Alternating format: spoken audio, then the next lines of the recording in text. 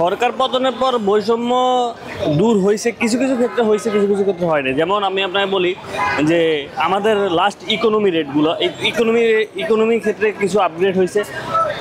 তারপরে আপনার আবার দুর্নীতি কিন্তু থেকেই গেছে। বাংলাদেশের বর্ডার থেকে ইন্ডিয়া গেছে উইদাউট ভিসা, পাসপোর্ট, কোনো কোনো কাগজপত্র ছাড়াই গেছে। কিভাবে গেছে? তারা গেছে আমাদের মতো, আমাদের সমাজের কিছু খারাপ মানুষ যারা এখনো আছে, যে আমরা তাদেরকে ভালো মনে করি, আসলে তারা কিন্তু আসলে ভালো না। এই ফুটপাথটা কিছুদিন আগে সেনাবাহিনী উচ্ছেদ করছে, এই ফার্মগেট ফুটপাথটা, কিন্তু এখন কয়দিন, এক সপ্তাহ মাথায় আবার ফুটপাথ দখল হয়ে গেছে। যাতায়াত করতে পারতেছে, মানুষ যাতায়াত করতে পারতেছে না। আর আপনি এখানে দেখেন রিক্সাগুলা যাবে, রোড হয়েছে এদিকে কিন্তু রিক্সাগুলো যাচ্ছে এদিকে, এখানে ট্রাফিক পুলিশ নেই।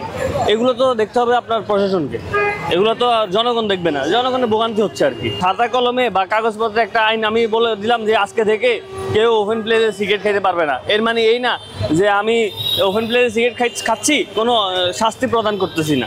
আমি আইন প্রণয়ন করে দিলাম যে ওপেন প্লেসে কোনো কিছু করা যাবে না, কোনো অনিয়ম করা যাবে না, কিন্তু আমার অনিয়মগুলো দেখার জন্য তো কিছু লোক লাগবে।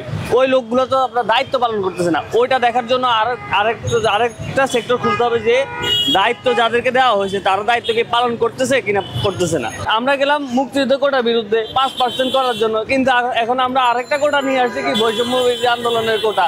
যারা আন্দোলন করছে তারা একটা বৈষম্যের মধ্যে থেকেই গেল, দূর আর হইল কই। অন্তর্বর্তী সরকারের লোক ছিল 18 জন, এখন আস্তে আস্তে বাড়তে বাড়তে ওটা 100 ক্রস করে ফেলেছে।